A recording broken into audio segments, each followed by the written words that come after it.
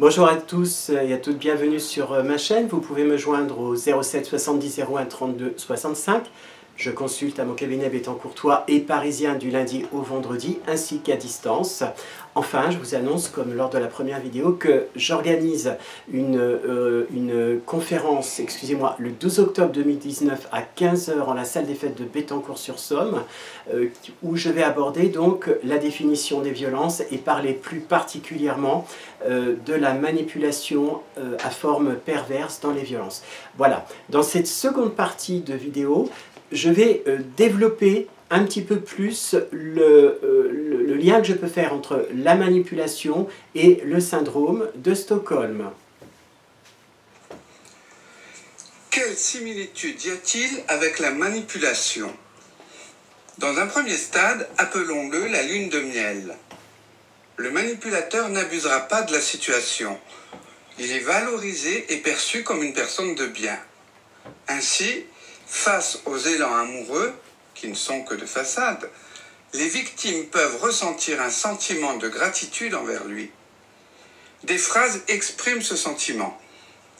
Il m'a tellement soutenu, il est vraiment amoureux de moi, il est agréable, il m'écoute, il fait tout son possible pour me protéger, il finit mes phrases, pas besoin de se dire les choses, on se comprend, etc., etc. Petit à petit, la victime va adopter la pensée et le code moral du prédateur. Il ferre sa proie. Plus la situation dure, plus cette nouvelle personnalité a de risques de s'implanter profondément. C'est un processus similaire dans le syndrome de Stockholm. Dans cette phase, elle peut objecter les remarques faites par l'extérieur. Il lui arrive de défendre ce véritable amour à qui elle tient. Elle prend position pour le manipulateur. Mais que fait-elle de son intuition? Elle ignore les signaux perçus intrinsèquement, en objectant, rationalisant avec sa nouvelle personnalité. C'est le début d'un processus conduisant le manipulé vers une réclusion par amour. Quelles en sont les conséquences? Peu à peu, le manipulé est coupé des contacts avec le monde extérieur.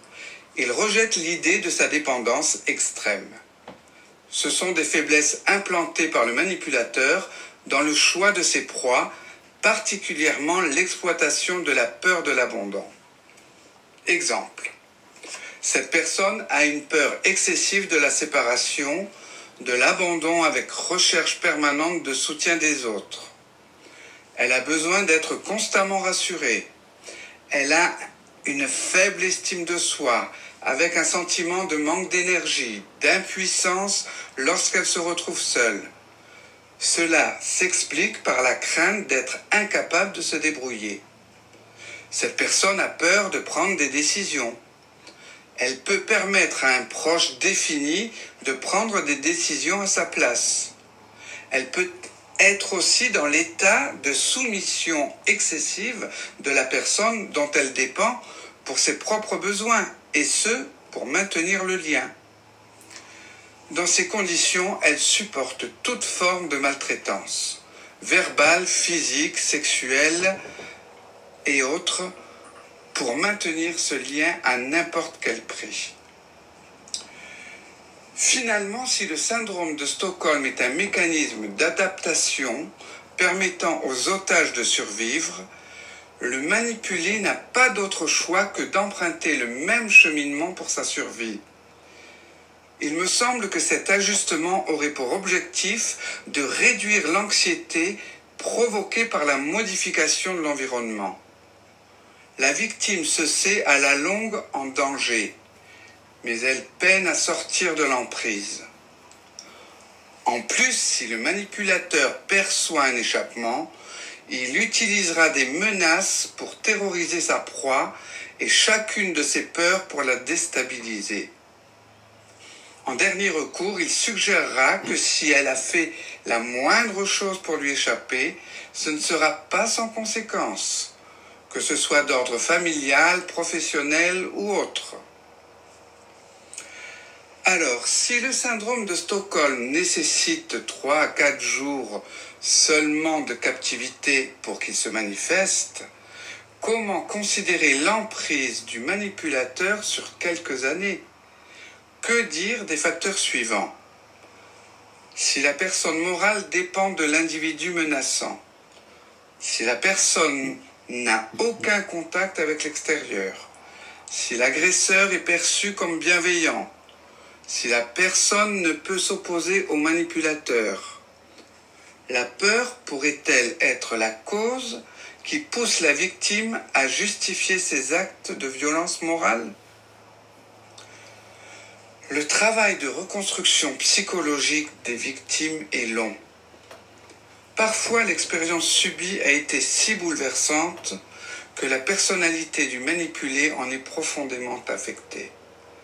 La thérapie accompagnée du soutien familial sera efficace sur le long terme. Article écrit par Thierry Mignon, sophrologue, psychothérapeute. Bonjour Thierry. Bonjour Patrick. Dites-moi, après cette lecture, j'aurais 2 questions à vous poser. Je vous écoute. Pourquoi vouloir briser quelqu'un? L'idée dans ce que je viens d'écrire, briser quelqu'un, c'est arriver avec le temps, notamment on va reprendre l'histoire du syndrome de Stockholm, eh bien c'est par briser quelqu'un par l'assimilation de sa personnalité dans le cas du syndrome de Stockholm se fait très rapidement et sur une très courte période de temps. Lorsque le manipulateur veut briser quelqu'un, il va y avoir une intensité sur la longueur, comme je le dis dans mon article. Au début, tout va très bien se passer, il ne va pas se montrer agressif, il va mettre en confiance sa proie, et ce n'est qu'une fois qu'elle est en confiance qu'il va tenter par tous les moyens la fameuse phagocytose, un transfert de personnalité pour annihiler toute forme d'envie en fait de s'en sortir, briser tous les liens qu'elle peut avoir avec l'extérieur. Ça passe par, on dit le mot briser. Donc briser quelqu'un, c'est le rendre instable, le rendre un petit peu comme un arbre. J'ai tendance à parler comme exemple d'un arbre. Un arbre malade va avoir des hôtes pas forcément positifs qui vont finir par le mettre à mort. Eh bien, briser quelqu'un, c'est le soumettre à sa volonté. Et quels moyens a-t-on pour briser une personne? Alors, il y a plusieurs moyens. Le premier moyen, c'est l'instauration de la terreur. L'instauration de la terreur, la réflexion aussi qu'a la victime de ne plus comprendre dans quel espace elle se trouve. Je reviens au syndrome de Stockholm. Les victimes, dans cette prise d'otage en 1973, eh bien, n'ont pas eu d'autre choix que d'accepter finalement les conditions des ravisseurs pour pouvoir rester en vie. On sait que ces prises d'otage a duré environ 4 jours. Imaginez qu'une personne manipulée reste sur le long terme avec le manipulateur, elle va forcément souffrir de sa situation. Et elle va donc se trouver totalement déstabilisée. Et qui dit déstabilisée, dit fragilité psychique et enfin domination sur le manipulé. Eh bien, merci pour ces éclaircissements, Thierry. C'est moi qui vous remercie. Je vous engage à écouter la 3e partie donc, de cette vidéo, où justement, puisque vous m'avez posé des questions, eh bien, je vais essayer de faire sur une dizaine de points des liens, en fait, qui pourraient peut-être aider les personnes, en tout cas intéressées par l'idée d'une éventuelle manipulation, eh bien, de trouver finalement des réponses sur qu'est-ce que briser quelqu'un, comment faire pour briser quelqu'un, quelle va être l'attitude, quels vont être les moyens utilisés. Merci pour m'avoir écouté, à très bientôt, au revoir.